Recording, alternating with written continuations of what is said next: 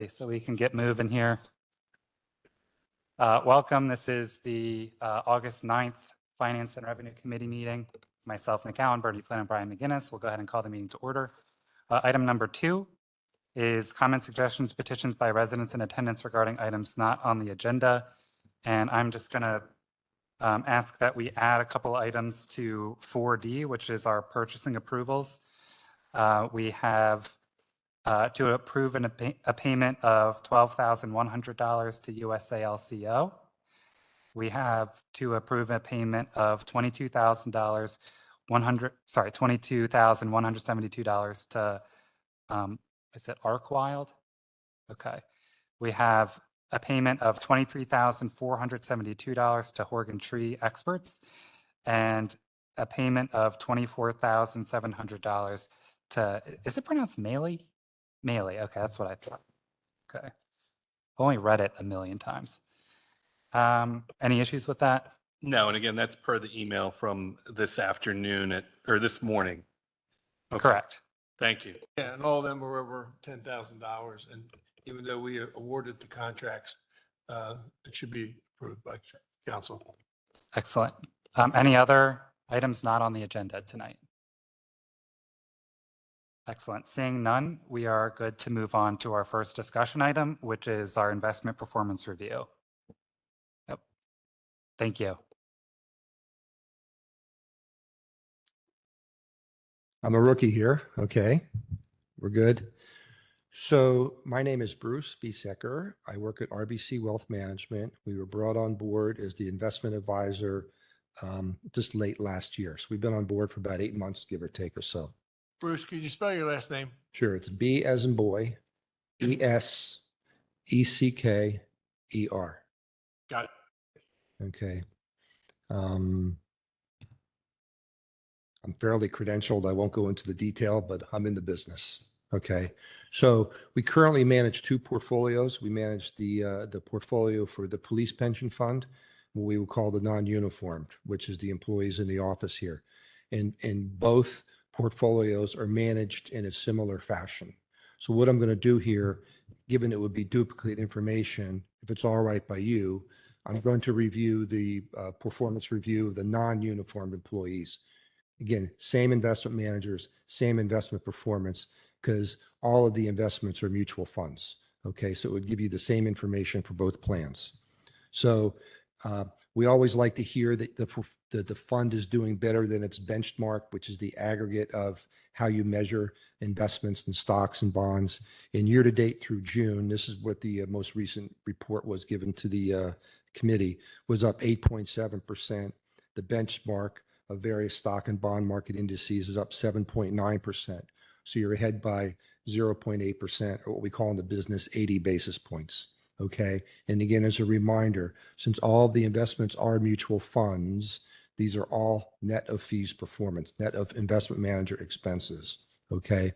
So the next question might be, how is the portfolio constructed? When we put this together in discussion with the committee, it was our feeling in terms of you've generally seen an erosion of various managers with a consistent ability to beat the S&P 500.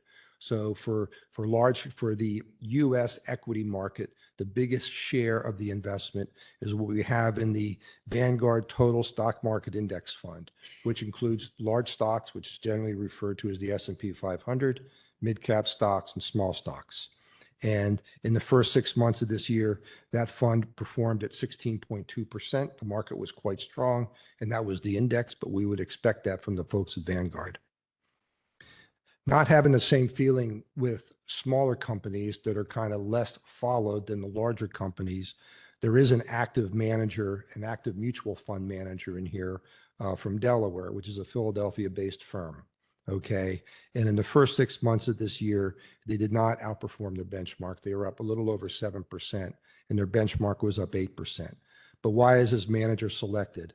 Over the last, we tend to look at long term. We understand that active managers, if they are good, they will outperform the benchmark on average around 6 out of 10 years. They're not going to do it every year. But over an average of the last 5 years, they've beaten the benchmark by about 150 basis points per year when you add in the good with the bad. And over the last 10 years, 160 basis points when you add in the good with the bad. So this extra performance all goes into increasing the total performance of the fund, which hopefully puts the fund in a better position when it needs the MMO funding. Next, we have international equity. Okay. And here we have two international managers, one Dodge and Cox, which has a value orientation to them, as we would say in the business. And then Harding Loevner, who has a growthy orientation in the business. So what we do is we lump them together. If we have a value manager and a growth manager, they would tend to resemble the market here.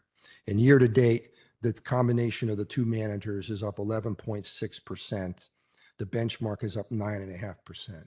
So 210 basis points of outperformance, at least so far this year. Now, that doesn't happen every year, okay? But if we, in the report, we will show you over longer periods of time, the aggregate of these two managers do exceed the benchmark. Now, was some discussion that came back to us in terms of where are these international managers investing? And yes, they do have some investments in China.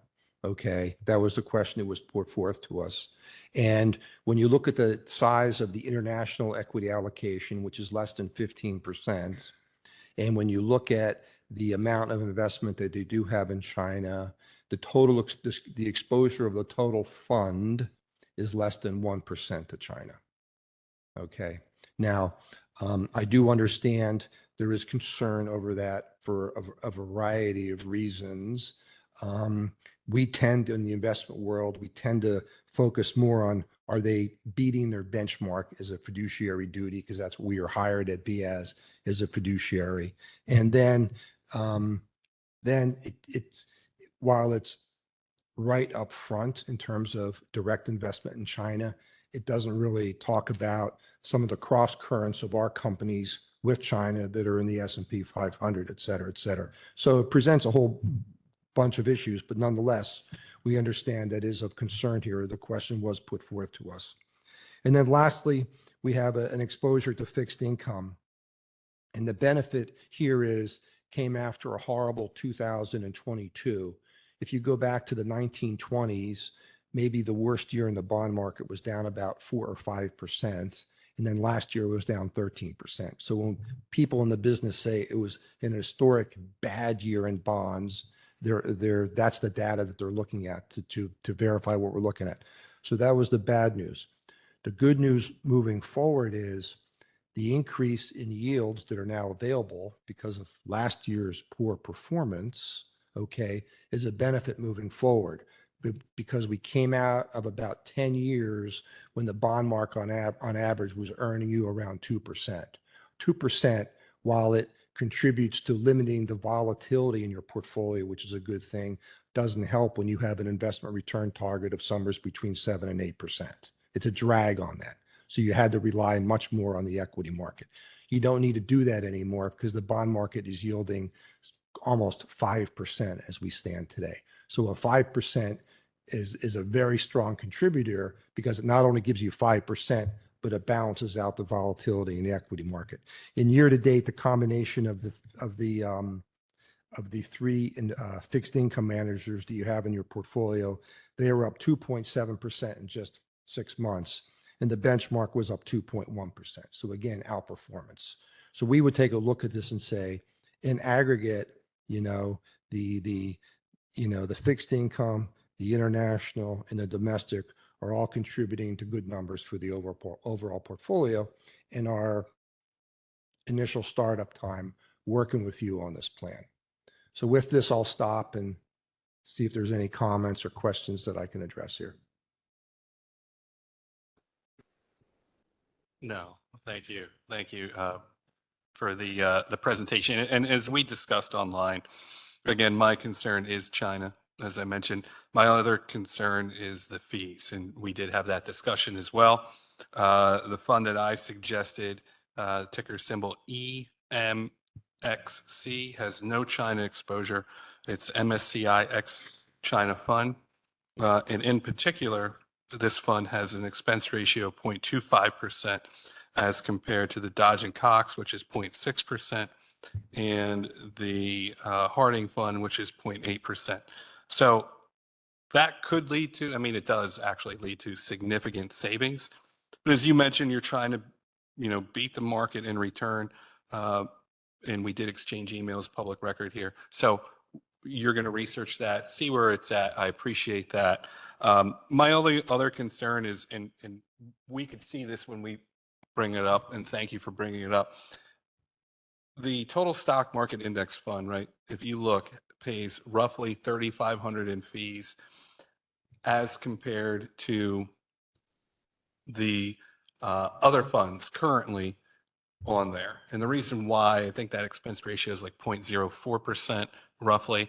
So I would like to see more indexing just because of the fees, the amount of savings that we could look at moving forward. We're not always going to beat the market. You mentioned 6 out of 10 times, but if we could track the market, I think that is a good thing. We could lower those fees, and that could lead to, and in fact, it has, studies have shown that leads to better investment return. So that's the only takeaway from me, and that's it. Thank you. And again, we discussed this and we're going to have some exchanges of information. Yes, appreciate it. Okay. Good. Thank you.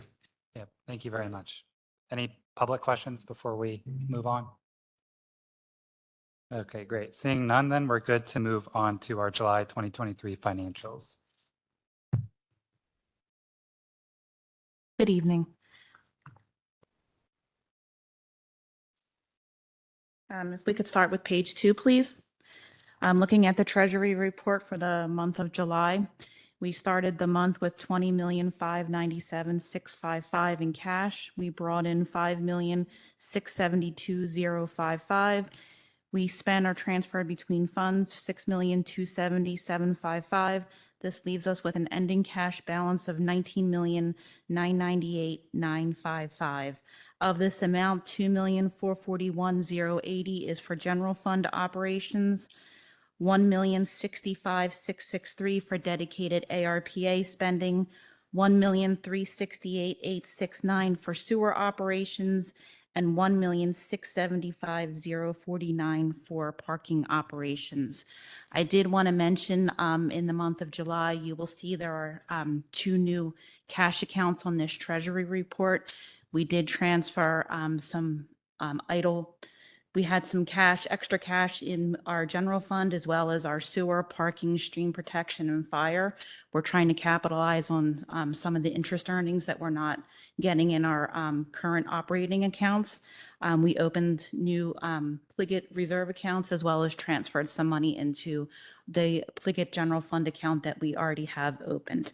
The total that we transferred into those accounts was $2.9 million, and we are going to let that sit there and earn as much investment and earnings as we can and move the money as needed. Moving over to page 3, the budget to actual summary by department for the year ended July 31st. We booked actual revenues of $25,208,320. This is offset by actual expense of $19,643,884. This leaves us with a net income across all funds for the year ended of $5,564,436.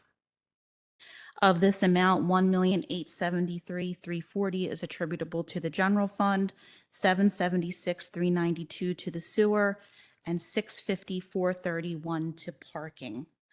Looking at the fund's performance level as of July 31st, at this point in time, we would expect line items to have about 42% remaining. We'll start with the administration department first. Real estate taxes are coming in very strongly. We've collected year-to-date $5.5 million on a $5.7 million budget. EIT continues to perform well. We are still seeing the prior real estate taxes. They're lagging a bit behind expectations. So we are hoping that those collections will pick up in the fall and beyond. Would that be considered with the transfers? No, the transfer line item is a separate GL. This is for unpaid real estate taxes that go to Portnoy for collections. Gotcha. We've only booked about $35,000 so far on a $120,000 budget. So not quite where I would like it to be at this point in time. On the expense side, all expenses on the administration are meeting expectations. Moving over to the police department, both restitution and alarm revenues are lagging a bit behind expectations, but the police services line item is exceeding budget by $36,000. Overtime is performing well. There's $174,000 in the line item, which is about half spent at this point in time. Housing, IT, and recreation, all of their revenues and expenses are all meeting expectations. In the Public Works Department, their overtime is also meeting expectations. They are at $26,000, which is about half spent through the year as well. Moving over to the fire fund, we have $57,000 total line items that are overspent.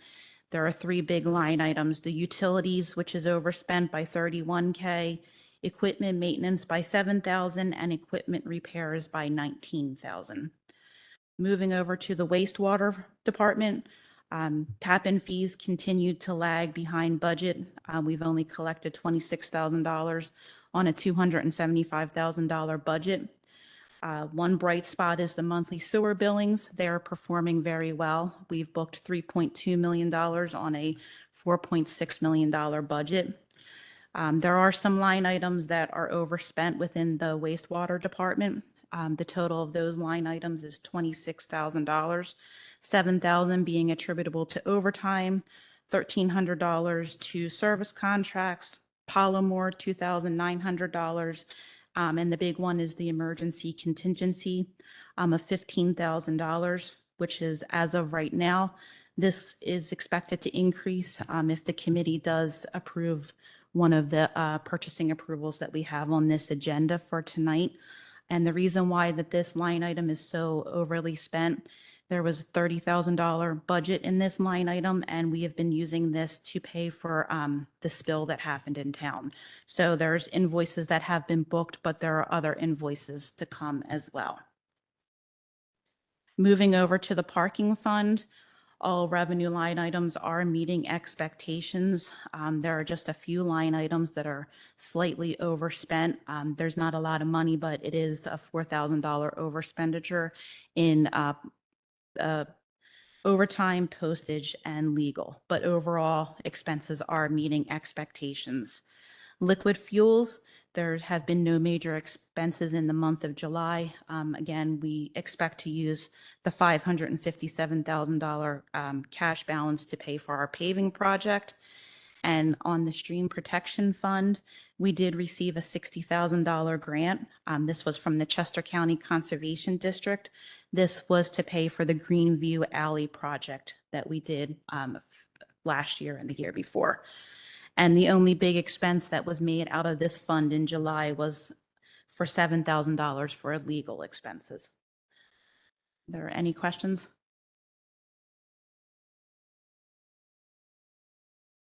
Yeah, stream protection. With that court case, I guess, and this might be a question for you, Sean, are we holding off on any payments to the nonprofits until that case has been decided? The quick answer is yeah, we are holding off on any payments to nonprofits, correct? Thank you. And for the university has never made any payments to the Borough Stream Protection Fund, so there's nothing to refund to the university. Right. Thank you. Any public questions or comments tonight? Awesome. Thank you very much. I think we're good then to move on to 4A, which is to approve a donation to the Westchester Downtown Foundation. So this is a donation request that the borough has typically honored year after year. It's an $800 request to the Westchester Downtown Foundation. They're an organization whose mission is to maintain the historic character and preserve the historic integrity of the borough. This $800 donation will put us at the Serpentine level, which if you look at the page behind this attachment, there's a whole bunch of different things that come with that donation. And as I said, this has been done the past few years. Sounds good to me. Any issues? Done. Okay, great. Any public comment? All right, we'll call that a 3-0 recommendation. 4B is to enter into an agreement with Flash Parking to upgrade garage systems and payment technology at a cost of $230,833 and monthly expenses of $1,840 per month for 5 years at the Chestnut Street and Bicentennial garages. Hello, how are you? So we are looking to upgrade the entry and exit systems at both garages to electronic payment systems, and this would also be license plate reader systems. I don't know if you've been to the garages lately, but they're having issues with ticket jams.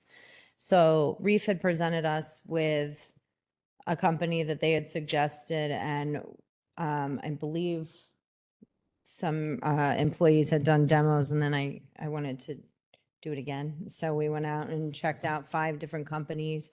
It came down to 2, and then we ultimately went with Flash, who was not the lowest bidder. It was like, I think, the second lowest bidder. I'm sorry for the last minute update, but I did add the spreadsheet of cost comparisons to the teams today. They were the best, and ultimately they would provide the best customer service to bridge a gap with the businesses in town, which was one of the biggest selling points that I thought would be really helpful, specifically with like Uptown Theater and validation codes for some of the different restaurants in town. I know one of the questions was regarding whether they're not a CoStarz vendor, but they are a participant of what was formerly known as NCPA. It's now Omnia, which is a government cooperative purchasing contract. So they are under that purchasing threshold, which means we wouldn't have to bid it out. Cool. Do you need more information on what it is? Yes, please. Okay. So this would be all of the entry points to the garages. This would mean when you drive in, it would, if you're a monthly parker, you would have a QR code instead of a little ticket or those, these little keys to get in. It would also be, you would be able to use your cell phone number to get in and out. If you were attending Uptown Theater, you would be able to purchase a ticket and put your license plate in or get a validation code and make a reservation. So you would just go in and it would scan your license plate and let you into the garage. So it would be prepaid, easy access to get in and out. And we would be going cashless, which is why there was a nice cost savings. And then this would also include the pay on foot stations at both garages as well. Questions? Yeah, I requested last night to see what the spreadsheet looked like for the other 5, Yes. Victoria 5. I added it to Teams, if you don't mind. It was called totals.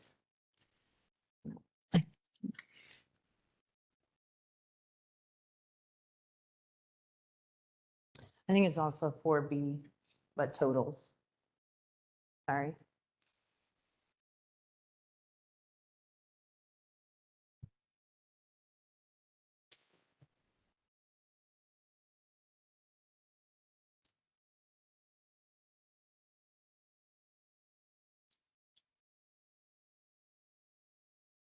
Yeah, it's under the agenda in Teams, under finance. We're not required to take the lowest bid, but we're required to take the lowest responsible bidder. Mhm. And through your due diligence Mhm. and through the recommendations of the parking authority, Mhm. the garage people, the threshold is, about 30,000 different as if I see it right, or something like that. Right. So Flowbird 10,000 different, yeah. Flowbird came in at 219,600. Yeah. Flash was at 230,833. And we really liked Flowbird, but when we did the back office demo to show what we would be selling to bid and the third party, it was a very, very clear difference. So we ultimately decided Flash was the better selling point. So, The repairs for drive-throughs, mhm. are we going to be able to repair the gate? Or is there not going to be a gate? There will be a gate. Right now they'll use the existing gate. Ultimately, the goal would be that we could go to gateless and use license plate reader technology and go, we wouldn't have to have gates at all eventually. I think mentally that's kind of, it's hard to reconcile. No, in it's a easy, venue it's to easy just pass. Get We all- signage. We all have Easy Pass, I think. Yeah, yeah. Yeah, one of the problems with that though is enforcement. You're going to have to patrol the garage and everyone's going to have to park front end in to be able to read the license plates. So it's a technical hurdle to go gateless on a garage. that Yeah, I'm not sure. I didn't know whether the system, was connected to the gate, that's all. Yeah, because I hate to fly the guy in from Houston every time and I'm staying at Daryl's house. Yeah, no, this will be, the goal is that the gate will function as it does now, and most of the repairs can be done on site. And I think one of the other nice selling points was that we can buy most of the supplies, and it seemed as though Jeff and Bill would be able to repair most of the IT items. It's like plug and play, not the gate so much, but I think the gate is almost a But plug and play. I think we've mastered that, Yeah. Yeah. So Yeah, I think Bicentennial, their gate gets rocked pretty They often. get so- pretty good from Yeah. Barnaby's. Yeah, I've seen it on YouTube a few times. thank you. So, Thank you. yeah. Yeah. And then what we did was we also worked through the expenses and the Yes. cost for them to come up here. Yes. Because it was a little bit hard to understand last night. Yes. So for clarification, last night there was a question about the travel expenses, and the total travel and expenses would be $937.50 for the entire project for the Flash crew. The incidentals listed would be if there was something else necessary and they would be brought back. That was the market terms listed, but that would be a proposal and they wouldn't be brought back without prior approval, and we would be discussing that further. What is the LPR G? License plate reader. Okay, and that's how much that would cost, 65,000? So so TIBA, they broke out everything in theirs. So their proposal was pretty confusing.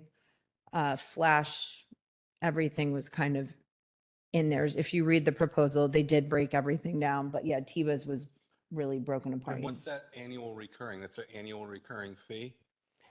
for the software. And right now, the current system is $39.59 a month for PSX. So we're paying $47,000 a year currently with Reef. Thank you. Yeah. Right, any other questions tonight? Concerns with this? Public questions? Okay, thank you so much. I appreciate all that extra work. It's really, really helpful. So we'll call that a 3-0 recommendation. And then item 4C is to approve amended grant resolution for the DCED Multimodal Transportation Fund. Good evening. This is a grant that went in at the end of the month last year. It's for more aesthetic streetscape improvements to dovetail with the project that PennDOT's doing between Minor Street and Rosedale. Maybe next year, if you believe what they're telling us. So last month, council approved a resolution for $1,479,620. In the days immediately prior to that grant being submitted, we found some more costs that were grant eligible. So we actually submitted for $1,601,240, and we want to have a amended approved resolution that we can submit to the grantors. If not, we can always pull the application. Is the match on it? 0. 0? Mhm. Well, that's more better. I Yep. like that. Thank you. Any other questions? I do. With that, that would go from Bernard to Price Street on both sides. Is that correct? Yeah, good question. So this is a phase one project, which will basically go down to the Burger King. And what we're trying to do is replace concrete sidewalk with brick, concrete curb with granite. Maybe tidy up some of the existing stuff, but if it's in good shape, leave it. Ornamental lights. Basically, if you look like the 0 block of South High Street, that aesthetic, we're going to take care of Minor Street intersection later this year and extend that down to basically the Burger King. Developer is going to take care of a piece there. And then phase two is from there down to Rosedale. Okay, Thank you. thank you. Any other questions, concerns? All right, sounds good to me. We'll call that 3-0 as well. Yep. Okay. And we can start running down our purchasing approvals. Item 1 is for Lewis Environmental. So this request that you have before you tonight is a 16,086.91 request from Lewis Environmental. We currently do not have a contract with them. This was for an emergency cleanup for the spill that occurred. This occurred back in June, so our request is that this would be approved. Okay. Yep, and we're keeping a total on all this stuff, right? Yes, Running tab. yes. Thank you. Great. Any issues with that? No. Okay, great. We'll approve that one. Item 2 in that list is to approve McClure Company CoStar's proposal for Taylor Run HVAC replacement. So this request is for USALCO. This is for the purchase of Delpap 1000 aluminum chloride for a total of $12,100. This is a unit-based contract that was approved by Borough Council in March of 2022 for $2.98.11 per gallon. This was publicly bid. The total of the contract is $149,050. And aluminum removes the phosphorus from the affluent, and this is needed to be in compliance with our DEP permit. Any issues? No. It's endlessly fascinating to me, I'm not going to lie, but sounds good. Item 3 is to approve a 1-year contract with Unibilling at a cost of $13,500. I think we got a little out of sequence with the agenda there. We did just now get a committee recommendation for 3-0 for the USALCO chemical improvement, but we were talking about number 2 is the CoStar's proposal for Taylor Run wastewater treatment plant. Oh, my That apologies. wasn't what we were just now talking about, but maybe we could talk about that now. Okay. Okay, yeah, sure. Thank you. Sure. I'll cover this. I've been helping out with this project. There's a saying in the mechanical industry, nothing stops a train.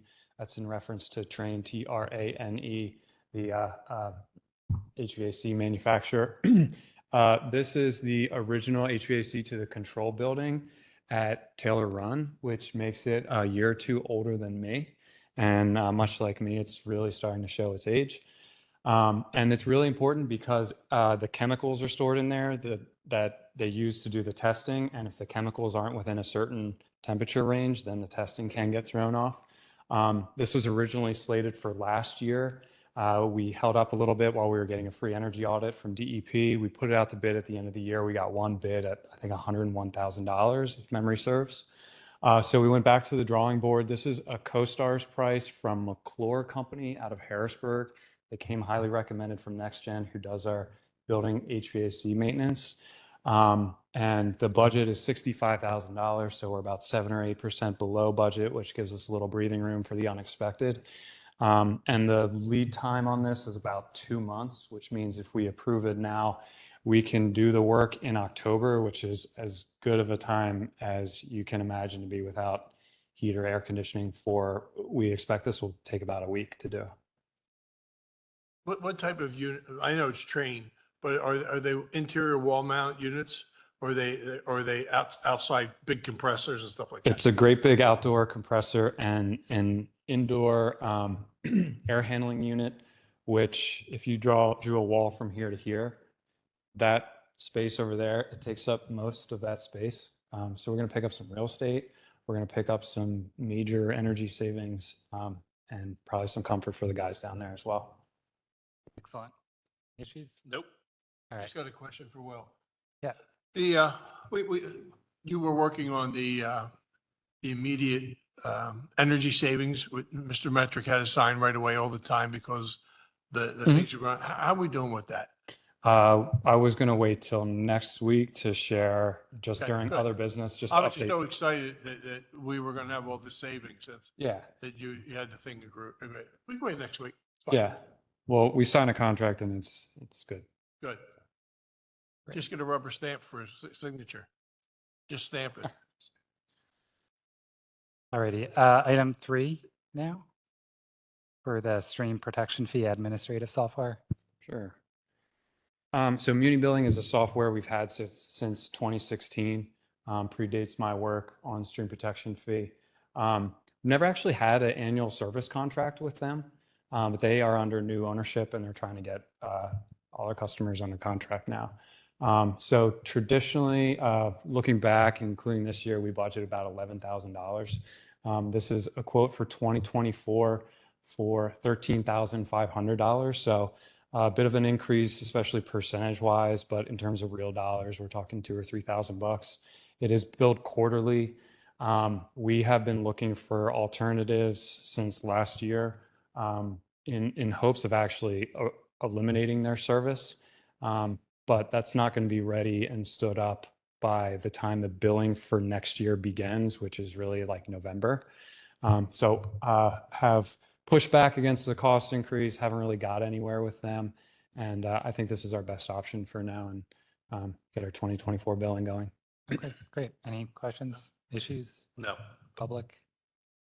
Excellent. We'll call that one 3-0 as well. And then we're going into what we've added, which first is to approve a payment of $12,100 to USA LCO. So we did that one already. That's That what was we did do. yeah. Okay.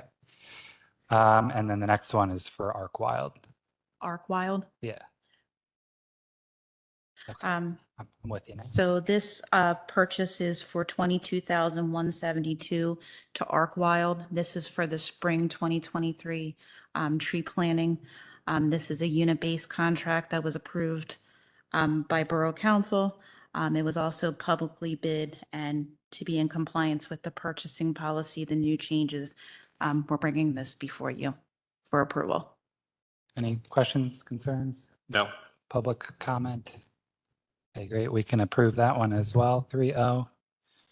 And we are now on to our tree experts at $23,472.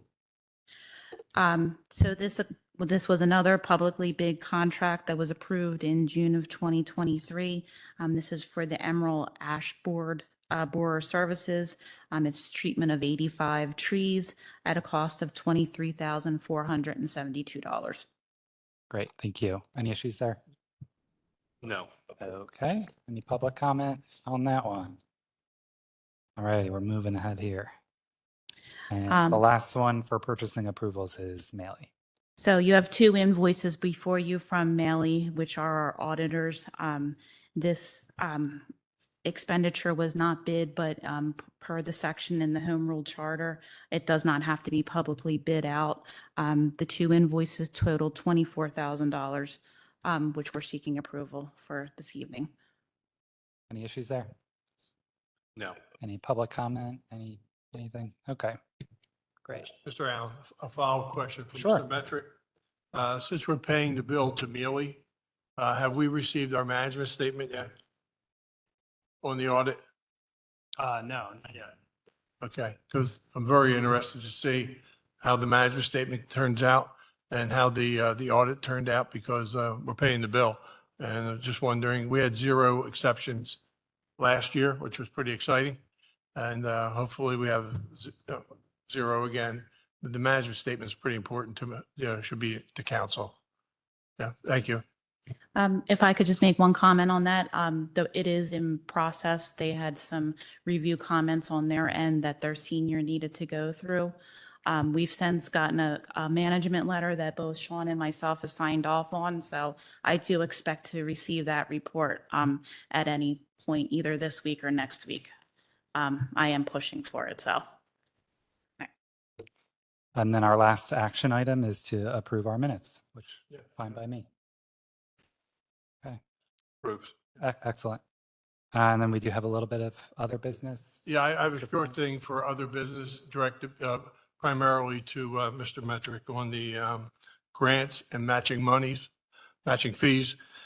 As we go into the budget season, it's pretty concerning that you know, knowing how much money we have, whether we have money to match the different grants that we're applying for. And I did some research today and I looked and it said that when we apply for a grant, we have to check a box or sign off that we have the matching money readily available. I want to make sure that when we move into the different grants moving forward, I'm going to ask the question, where's the money coming from? And where's it? I think the best thing we should probably do is, my opinion, get a line item in the budget for 2024 as an anticipated fee for grants. Because, like, for example, I talked to Mr. Williams yesterday about the Gay Street thing, the Gay Street grant.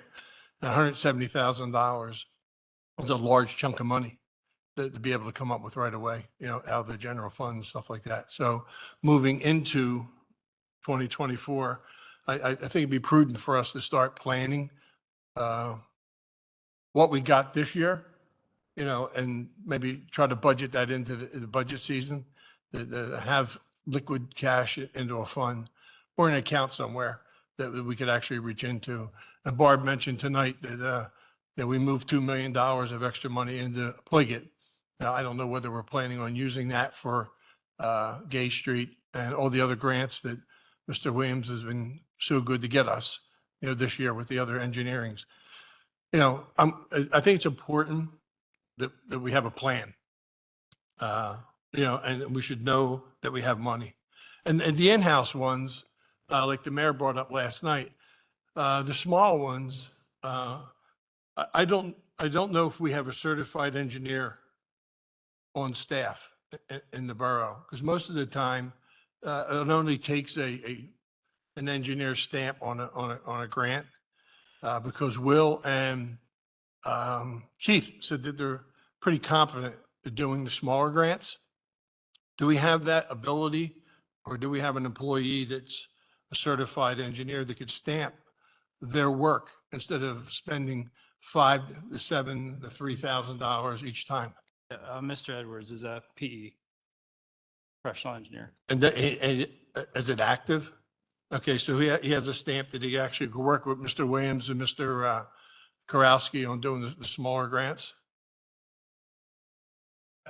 That's a possibility, sure, yeah. What we get, the support we're getting from our traffic engineer and our borough engineer, Pannoni and RVE, is a little bit of site design, concept sketches, and a probable estimate of cost. And that does take a little bit of time and effort to come up with. And that's something that, unless it were small in scope, didn't require a survey, is something that Mr. Edwards couldn't do because he doesn't have a team of people. He doesn't have the software. But where we can do things in-house, absolutely, yeah. That's a good idea. I think our team does a great job, because Mr. Williams and Mr. Karowski are always working on something. And when it steps outside of their general scope, you know, then, like you said, we have to go in with the engineers. But they're qualified, our people here, like the mayor said last night, we're qualified here to do a lot of things ourselves and have them. If that's all we needed was an engineer stamp, you know, I think it would help us. What is, with what I just presented to you, what are your feelings on starting to silo money because we, right now, we're getting grants in with matching stuff and we don't, it's not earmarked what money we're using. Matching grants can come from future budgets, which I know is your concern, which is what I'm hearing you say. We've also are seeking grant funding for projects that have already been budgeted in stream protection, for instance. So there's already money allocated to pay for these things. We are also seeking grants for things that we already have money budgeted for this year. But I think your point about organizing it in a way to make sure that we can pay for it is well taken, understood, and will be part of our budget process going into next year. A lot of our capital planning and thinking about where money's going to be invested next year and in 2025 has been grant driven, because the message from council to staff has been go find support for these projects. So if we can turn $1 into $2.75, I think that's a win for everybody. But your point's exactly right. You got to come up with a match. And in some cases, we've actually submitted multiple grants for a single project so we can match the grant with the grant. We're going to figure out these details this month and next in the budget process. And to your point about sequestering funds or putting funds aside in the Pliget account, we're doing that just because we're taking advantage of 5.46% interest we're getting in Pliget Prime accounts right now. And I think there's a 2 or 3 day wait period to get your cash out. So it's, for all intents and purposes, it's a liquid account. So we're just trying to beat the heck out of our interest income in our budget and fold that back into future decisions we can do with that cash. It'll all be a lot clearer once we get to budget conversations in September. And I'll put it down, and you're absolutely right. We can't spend a grant if we don't have the match. And that needs to be a component of our strategy going forward. But we've been taking steps and measures to make sure we've got most of our bases covered. But you're asking for an accounting of it, which it's the right time to do that. Yeah, for example, the Gay Street Corridor project, we have to come up with $170,000 match. Mr. Williams tried to explain to us last night about how long we have to do the project and get things rolling. What's the ETA on that? That's what, yeah, I'm not sure. Mr. Williams, can you help us with that? And where today would we come up with the 170,000 if we had to pull the trigger? I gave Mr. Williams an idea he was supposed to share with you. I didn't know, whether he had time to do it or not. Sure. Start with the immediate question, which is ETA. What we talked about last night is it's not conceivable. It can't be done in the summer because we want the street open. It's really, really hard to imagine it getting done by the spring, which tells me it's going to be a fall, winter, early spring next year, which means we would incur most of the cost in early 2025. Which gives us 2 budget cycles to come up with that match. Now, hear you loud and clear, $170-some thousand for match. Let's put that in perspective. That's about half of 1% of our organization's total budget to do a really awesome project that makes Westchester, Westchester. I think we have the expertise in this room and the rest of council and the rest of staff to figure that out over 18 months. So, that's Gay Street. In terms of the rest of the grants, we are writing a ton of grant applications. I don't want anyone to think we're just firing off grant applications without considering the financial repercussions of getting those grants. We're tracking the match percentage, the potential sources of the match in terms of the funds, along with the timing of the projects to make sure we're not overextending ourselves. A lot of the grants are stream protection fee. 2 of them were recreation. And like Sean mentioned, we're doubling up on a lot of applications in hope that the grants we can get a grant to be the match of the original grant. So we've done that twice with stream protection fee, and once with Parks and Recreation, and we're eyeing up another opportunity for Gay Street. So I could bore you to death with details. I can mock something up to show you, but I want to be clear that, you said we need a plan. That plan started a year ago. Well, like you said, I always ask you, what's the match? Because I put it down in my notes here. I have a pile and try to keep. So from now on, what I'm going to do is ask what the match is and where do we have the money siloed from, or where do we Yeah. intend to do the expenditure? So that way there, it's clear that to everybody in the community that we have the funds to move forward. Yeah, and I'll do a better job communicating the match, the expected timing of the project, and if there's any other grants related to the project that are helpful for understanding the project. Yeah. Yeah, thank you. I really appreciate it. Thanks. Thanks, Mr. Metro. Thank you. Any other business tonight? Sure. Come on down. Darrell Cook, South Walnut Street.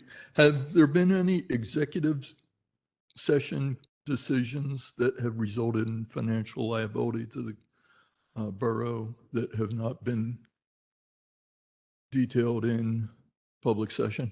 Thank you. I know what you're trying to ask, but I just want to be clear to anybody listening and the people in the room that decisions of council can't be made in executive session. So any action of council, any decision of council has to be done out here in the room. Yes, we do get to discuss things in executive session that are narrowly permitted by law to discuss in executive session. It allows us to have a freer conversation about those things and consider things that might have negative repercussions on the borough, like employment matters or legal issues or appraisals of property, things like that. But anytime a decision has to be made by this body, it has to happen in a public meeting. So I guess that's my roundabout way. I mean, you can jump in. Well, Daryl, you asked the question. Why are you asking the question? So there must be a reason that you asked the question. Slow down. I'm not aware of any stream protection fee or stream protection activity that's been made public to the from council. The legal action we're currently in. Oh, you mean with the university? I mean, with the stream protection fee legal action. Well, the only thing that we have, and I'll speak for the up here, is that the only legal action that we have right now is the university. And that's pending, the courts. And if you have anything else, we don't know anything about. But, so. Thank you. Any other business tonight? All righty, seeing none, we'll go ahead and adjourn at 7:23. Thank you.